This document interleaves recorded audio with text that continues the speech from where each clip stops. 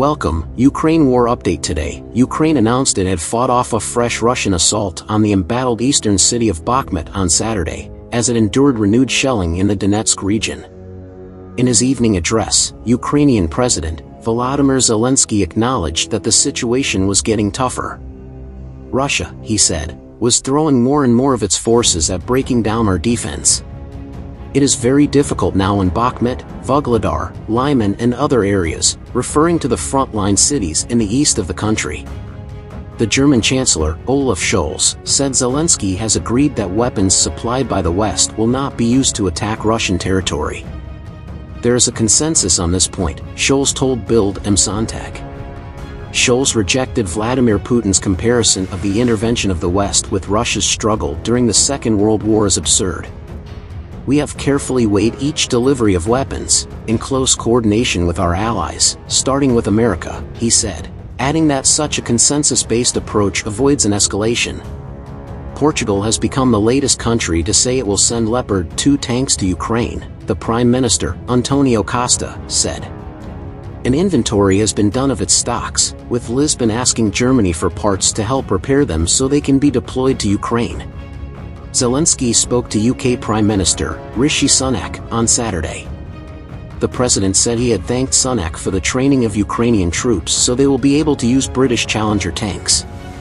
The Ukrainian president has revoked the citizenship of several former influential politicians, in what he said was another step to cleanse the country of pro-Russian influences. Zelensky would not list the names, but said they had dual Russian citizenship. According to Ukrainian state media, the list includes several top politicians from the office of Viktor Yanukovych, who served as Ukraine's pro-Russian president from 2010 until he was removed from office in 2014.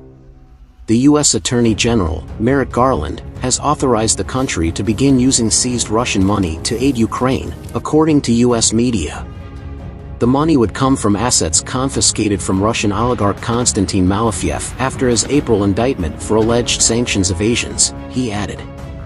Ukraine has introduced emergency energy shutdowns in Odessa after a technological accident at a high-voltage electricity substation, which has previously been damaged by Russian attacks.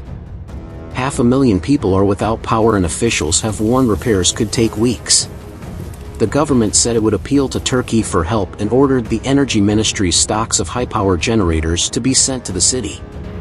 Germany has collected evidence of war crimes in Ukraine, the country's prosecutor general said in a newspaper interview published on Saturday, adding that he saw a need for a judicial process at international level. He said the amount of evidence was in the three-digit range. More than 18.1 million border crossings have taken place out of Ukraine since Russia's invasion began in February 2022, according to data from the UN. The bodies of killed British volunteers Christopher Perry and Andrew Bagshaw have been returned by Russian troops in a prisoner exchange. They were both killed in Ukraine last month. A total of 116 Ukrainian troops have come home after being captured, with 63 being sent back to Russia. The number of Russian soldiers around the southern city of Mariupol has increased by about 10,000 to 15,000, according to an advisor to the city's mayor. Petro Andriushenko wrote on Telegram that it means the total amount of troops is now about 30,000. They are stationed in villages in the district. Ukraine's military says 131,290 Russian military personnel have been killed in Ukraine since Russia invaded the country on February 24 last year. Citing U.S. and other Western officials, the New York Times reported earlier